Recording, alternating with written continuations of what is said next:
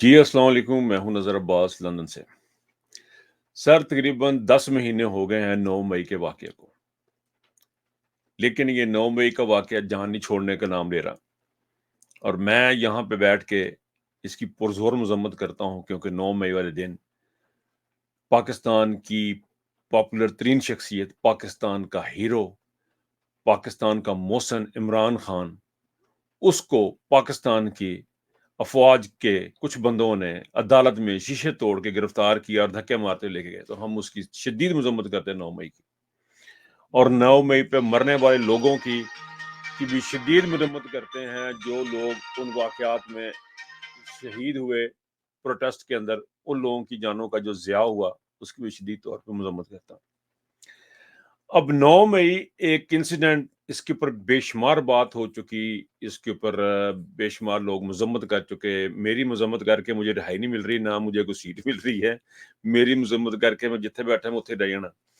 लेकिन बेशुमार लोगों ने मजम्मत की और उनकी जान खलासी हो गई, कैद से छूट गई। यानी किस किस्म का वो 9 मई था कि आप इमरान खान को छोड़ दें तो आप साफ हैं। अगर आपने 9 मई वाले दिन कोई चीजों की तोड़-फोड़ भी की है और आपने कोई बदमाशी भी की है, तो लेकिन आप इमरान खान को अगर छोड़ देंगे तो आपको माफी हो जाएगी। पाकिस्तान जिल्लत और कमीनगी की उस गहराई में गुजर गया है कि एक मुजरिम को छोड़ दिया जाता है सिर्फ इसलिए कि तुम इमरान खान को छोड़ दो। फॉर एग्जाम्पल, सपोज हमने मान लिया कि वहां पे किसी ने जुल्म किया, ज्यादती की, इमरान खान के किसी सपोर्टर ने किया, जिसने भी की, उसने जाके कुछ जगह, किसी जगह आग लगा दी। फॉर एग्जाम्पल, एक बंदे ने, तो आग लगाने का मतलब यह है कि प्राइवेट प्रॉपर्टी को आग लगाने का मतलब उसने जुर्म किया, उसको सजा मिलनी चाहिए। नहीं, वो जाए, प्रेस कॉन्फ्रेंस करे और इमरान खान को छोड़ दे, माफ।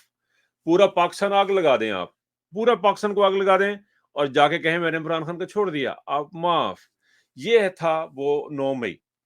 उस 9 मई को जो कुछ हुआ, जो कुछ लोगों ने बर्दाश्त किया, जो कुछ उसके बाद फिर एक ट्रेल चली लोगों के जुल्म और जबर की, लोगों के ऊपर बर्बरियत की, वो आके 8 मई को स्टंप लग गई।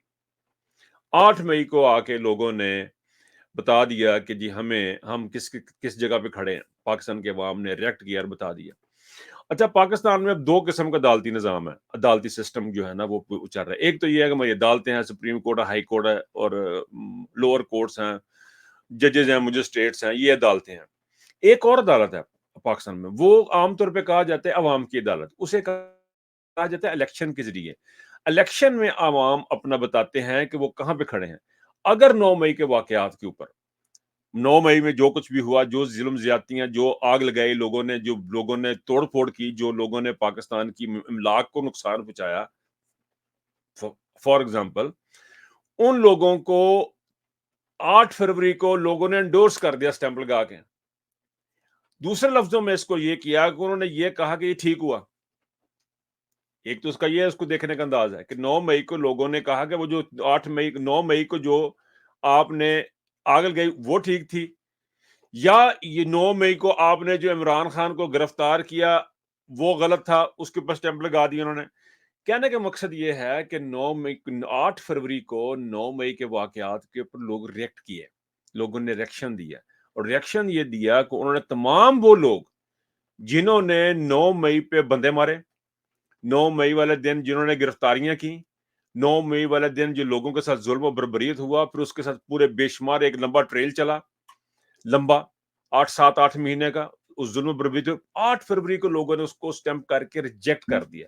उन्होंने रिजेक्ट कर दिया हुकूमत के वो तमाम इकदाम, हुकूमत के हैंडलर्स के वो तमाम इकदाम रिजेक्ट कर दिए कि हमें पाकिस्तान में ये लोग चाहिए और ये नहीं चाहिए। अब 8 फरवरी को जो पाकिस्तान की लोगों ने जो वोट डाला, इट वाज फिनोमिनल। इसके ऊपर मैं पहले भी बात कर चुका हूँ, वीलॉग भी कर चुका हूँ, और मेरे अलावा बेशुमार लोग बात कर चुके हैं। It was unprecedented. कभी तारीख में कभी ऐसी चीज नहीं हुई कि एक बंदे को, मैंने उसके ऊपर थोड़ी जब रिसर्च की तो पता लगा देहात में, दूर दराज के देहात में लोगों को पता था कि फेसबुक के ऊपर जाएंगे, वहां पे हम जाके अपना हल्का नंबर डालेंगे तो वहां से हमें पता लगेगा हमारा कैंडिडेट कौन सा है। और लोगों ने वॉलंटियरली वॉलंटियरली खुद ही जाके, खुद ही ढूंढ ढूंढ के अपने बंदों को वोट डाले। कभी किसी ने बैंगन को डाला, किसी ने तकड़ी को डाला, किसी ने सीढ़ी को डाला, किसी ने तराजू को डाला, तो लोगों ने वोट डाले। یہ ایک ایسا عمل تھا جس کے بعد پاکستان کی اسٹیبلشمنٹ کو، پاکستان کے لوگوں کو سمجھ آنا چاہیے، لیکن ہوا کیا؟ ان لوگوں نے ڈکیتی کی بہت بڑی۔ پاکستان کی تاریخ کی سب سے بڑی روبری جو ہے وہ ہوئی ہے 8 فروری کو، اور انفارچونیٹلی ہمارے جو الیکٹڈ جو آدمی تھے وہ شاید اس کو اس طرح کیپٹلائز نہیں کر سکے اس فتح کو، جو فتح عمران خان کو ملی، جو پی ٹی آئی کو ملی۔ لیکن اس میں میرا ایک ورژن یہ بھی ہے، ایک بات یہ بھی ہے کہ جن لوگوں نے عمران خان کا پرچہ ہی درج نہیں ہونے دیا، قاتلانہ حملے کا پرچہ ہی درج نہیں ہونے دیا، ان کے ساتھ آپ مقابلہ کر رہے ہیں، ان سے آپ کیا امید کر رہے ہیں کہ وہ آپ کو کیا دیں گے؟ لیکن 8 فروری کا ایک ایسا انسیڈنٹ ہے، ایک ایسا سانحہ ہے جس نے اسٹیبلشمنٹ کو دھکا لگا کے رکھ دیا، اسٹیبلشمنٹ کو فارغ کر دیا۔